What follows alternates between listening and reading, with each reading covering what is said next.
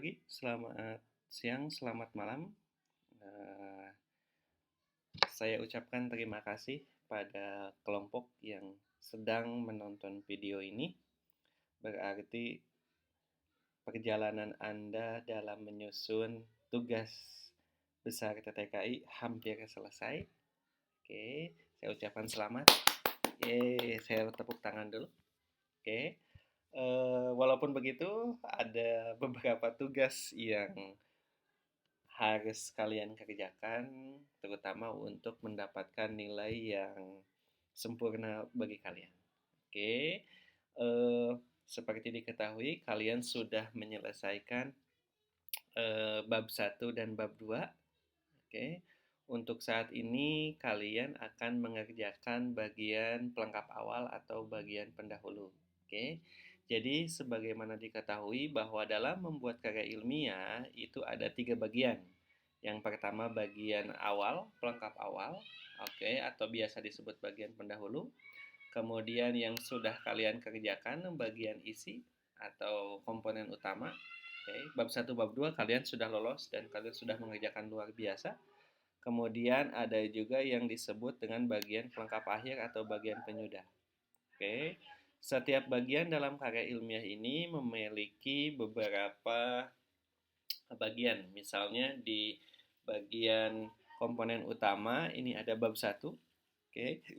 Kemudian ada bab 2. Bab 2 ada yang menyebutkan kajian teori, ada yang menyebutkan teori dasar, landasan teori. Teori itu hanya soal pemilihan kata saja. Isinya sama. Kemudian ada bab 3 bagian pembahasan, di bab 4 simpulan dan saran. Oke. Nah, yang dalam video ini saya hanya akan menjelaskan bagian pelengkap awal saja. Oke. Bagian pelengkap awal itu terdiri atas beberapa bagian yang isinya itu ada yang wajib, ada yang opsional. Jadi kalau yang opsional itu tidak perlu ada. Oke. Ada itu lebih baik, tapi ya kalau misalnya karena dalam masa pandemi ini ya lebih baik dihilangkan saja. Oke, jadi tidak perlu ada yang opsional itu. Oke. Jadi yang wajib itu hanya halaman judul atau halaman cover, kemudian prakata, kemudian sari atau abstrak, kemudian daftar isi. Oke. Eh, ini yang wajibnya, yang wajib ada. Oke. Pak, kenapa sih yang opsional itu ada? Karena bisa jadi misalnya di makalah kalian itu kalian tidak memiliki tabel, tapi di kelompok lain itu mereka membuat tabel. Nah, ini yang disebut dengan opsional. Jadi tidak perlu ada. Oke. Di video ini saya hanya akan menjelaskan bagaimana cara membuat halaman judul atau cover, membuat prakata, membuat abstrak, kemudian membuat daftar isi. Oke? Nah, kira-kira dalam membuat cover, dalam membuat cover, kalian harus menyesuaikan cover kalian dengan gaya penulisan yang kalian pilih. Apakah menjorok? Oke, atau lurus. Jika kelompok kalian memilih sistem yang lurus, maka seluruh covernya ini harus di kiri rata. Ini judul. Ini judul.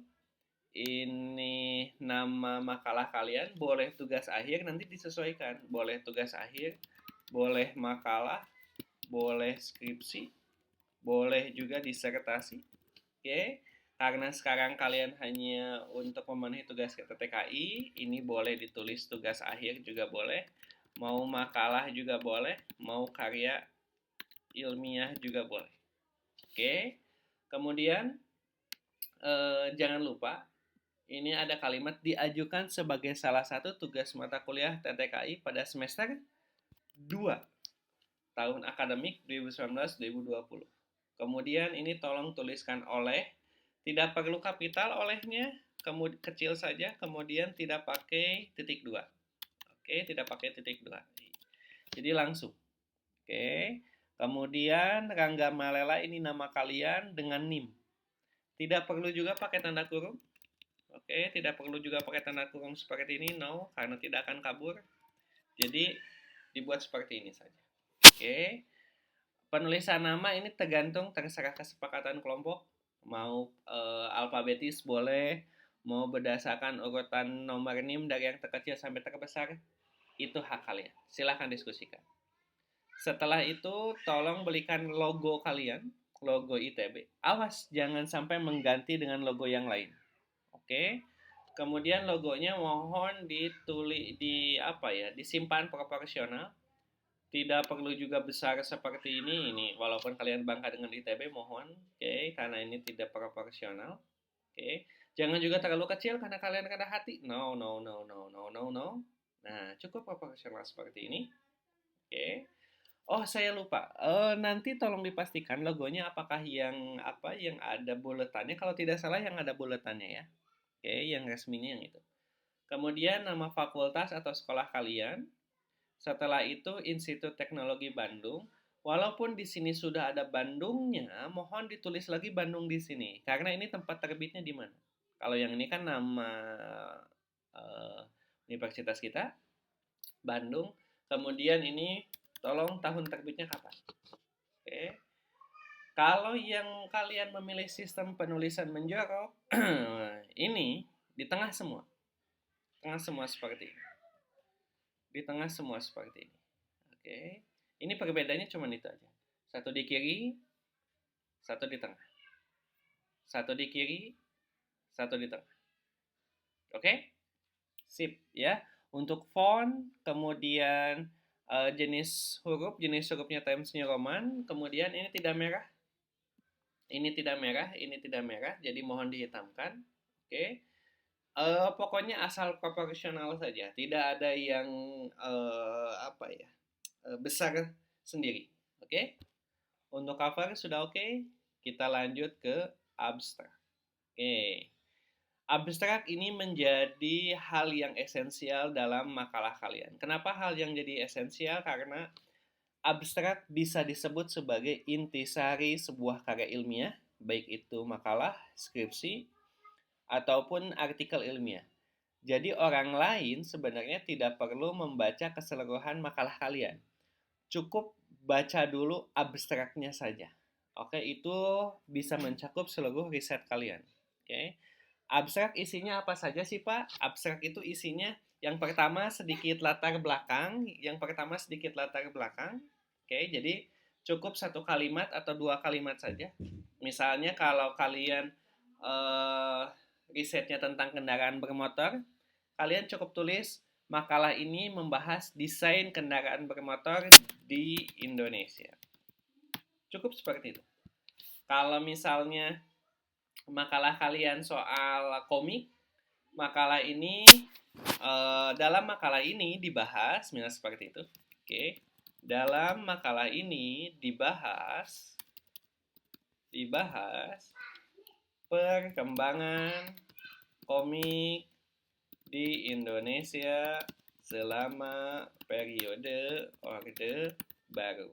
Misalnya seperti itu. Tuh, dalam makalah ini dibahas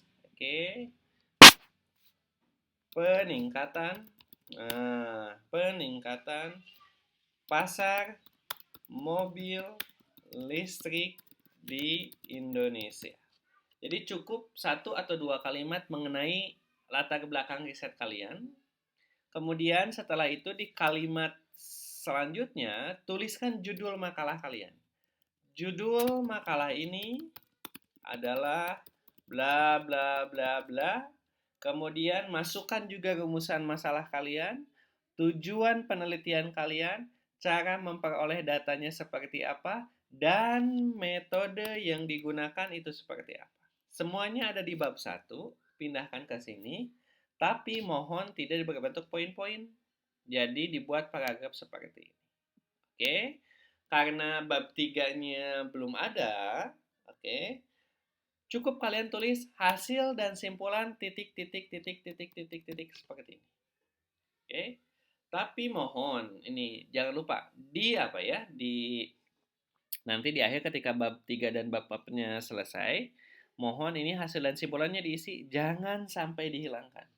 Banyak mahasiswa yang lupa tidak menuliskan hasil dan simpulannya. Oke? Kemudian setelah itu ada yang disebut sebagai kata kunci. Kata kunci itu apa, Pak? Jadi kalau misalnya orang lain melakukan searching atau pencarian akan suatu topik, kata kunci ini berguna untuk meningkatkan keterbacaan riset kalian. Oke. Ngambilnya dari mana, Pak? Ngambilnya biasanya yang paling mudah tentu saja dari judul kalian. Ambil kata bendanya saja. Kalau di sini peranan teknologi komunikasi, misalnya di sini cukup kalian tuliskan teknologi, kemudian komunikasi, mahasiswa, kemudian mahasiswa ITB. Oke, kalau dua kata seperti ini dianggapnya satu kata. Oke, kata kunci itu berapa, Pak? Minimal 3, maksimal 5. Oke. Pilih kata kunci yang paling menarik yang ada dalam riset kalian. Oke. Khusus untuk abstrak, nah ini, khusus untuk abstrak, fontnya 10. Oke. Fontnya 10. Kemudian spasinya tunggal. Spasinya tunggal 1. Oke. Nah, ini yang paling penting. Abstrak itu keseluruhan minimal 100 kata, maksimal 200 kata. Karena kan intisari. Oke. Lihatnya dari mana? Di blok seperti ini dan lihat di sini. Oke. Ini baru 35 kata. Jadi harus sampai 100, maksimal 200. Oke. Kemudian, kalau misalnya yang sistem yang lurus, berarti ini posisi abstraknya di sebelah sini. Kalau yang menjorok di sini. Oke. Nah, yang jadi masalah, ini halamannya. Wis. Khusus bagian pelengkap awal atau pendahulu, itu halamannya dimulai dari Romawi kecil I3 di bagian abstrak. I3. Nah, ini di abstrak ini I3. Oke, konvensi naskahnya memang seperti itu. Oke. Mulai dari I3. Kalau bab 1, bab 2, bab 3, bab 4, kemudian daftar pustaka, kemudian selanjutnya itu pakai angka Arab kan, yang 1, 2, 3. Oke. Lalu ada yang kaget juga, apa itu angka Arab? Oke, silahkan lihat yang disebut angka Arab yang mana. Oke. Setelah kalian membuat abstrak, nah ini yang sering tertukar. Oke. Kalian saya minta untuk membuat prakata, bukan kata pengantar. Oke. Kalau kalian di SMA pernah membuat sebuah makalah, ya? Pernah membuat sebuah makalah, oke? Kalian ada satu lembar yang berisi yang isinya lebay lah, oke? Jadi penulis mengucapkan terima kasih kepada 1, 2, 3, 4, 5. Nah, kemudian makalah ini jauh dari sempurna. Oleh karena itu, penulis menerima kritik dan saran yang membangun dari pembaca. Nah, biasanya kalian menulisnya itu sebagai kata pengantar. Padahal bukan. Oke? Padahal bukan. Itu bukan kata pengantar. Itu disebutnya sebagai prakata. Oke? Perbedaannya apa sih, Pak, prakata sama kata pengantar? Kalau prakata ini penulisnya adalah pembuat makalah. Itu prakata. Oke? Kalau kata pengantar itu ditulisnya oleh orang lain. Oke, kata yang diantarkan oleh orang lain yang memiliki kompetensi di bidang penelitian kalian. Oke? Oke, isinya apa saja? Isinya kalau kata pengantar itu biasanya kritik, saran. Oke? Pokoknya kritik tentang riset kalian itu di kata pengantar. Kalau misalnya di prakata itu isinya ucapan terima kasih dari pembuat makalah kepada kepada orang-orang yang berkontribusi dalam makalah kalian. Oke. Isinya seperti apa, Pak, kalau prakata? Yang paragraf pertama seperti biasa, puji dan syukur kepada Tuhan yang Maha Esa. Oke, karena dengan rahmatnya makalah kalian dapat selesai. Kemudian di kalimat kedua tolong tuliskan judul makalah kalian. Di paragraf ketiga tuliskan dalam rangka apa laporan penelitian kalian dibuat, dalam rangka memenuhi salah satu tugas TTKI, misalnya seperti itu. Itu di paragraf pertama. Di paragraf kedua, oke, tolong tuliskan tujuan penulisan kalian, manfaat sama harapannya seperti apa. Harapannya misalnya riset kalian dapat menjadi referensi bagi perkembangan teknologi mobil listrik di Indonesia. Misalnya seperti itu. Oke. Kemudian tuliskan juga kelebihan dan kekurangan makalah kalian apa. Kelebihannya misalnya makalah ini memiliki kelebihan karena memperoleh data yang cukup besar melalui metode kuesioner, itu boleh. Kekurangannya misalnya penggunaan bahasa yang beberapa segi masih kurang baku, itu it's okay. Juga seperti itu juga sudah baik. Oke. Kemudian proses terbentuknya, mohon ini di paragraf ketiga kalian tulis. Proses terbentuknya makalah kalian seperti apa sih? Oke, ceritakan. Oke. Misalnya di minggu keberapa kalian mengajukan judul, kemudian diskusi dengan teman, kemudian seperti itu. Kemudian kendalanya seperti apa, kalau ada kendala ceritakan. Misalnya salah satu anggota kelompok kalian terbawa arus banjir, misalnya seperti itu. Oke? Jadi ceritakan kendalanya. Atau misalnya salah satu anggota kelompok kalian itu selalu saja ada alasan untuk tidak mengerjakan tugas yang diberikan. Itu ceritakan juga. Oke? Kemudian ceritakan juga cara menanggulanginya kayak gimana sih. Misalnya cara menanggulanginya kalian menyuruhnya untuk keluar dari anggota kelompok. Nah, itu boleh. Ceritakan saja oleh kalian. Oke, ini di paragraf ketiga ya. Oke. Kemudian yang paling penting ini di ucapan terima kasih. Oke. Kalian pernah buat di SMA, makalah ini jauh dari sempurna. Oleh karena itu, makalah ini tidak akan selesai tanpa bantuan dari berbagai pihak. Oleh karena itu, penulis mengucapkan terima kasih kepada, satu, awas kalau tidak ada nama saya.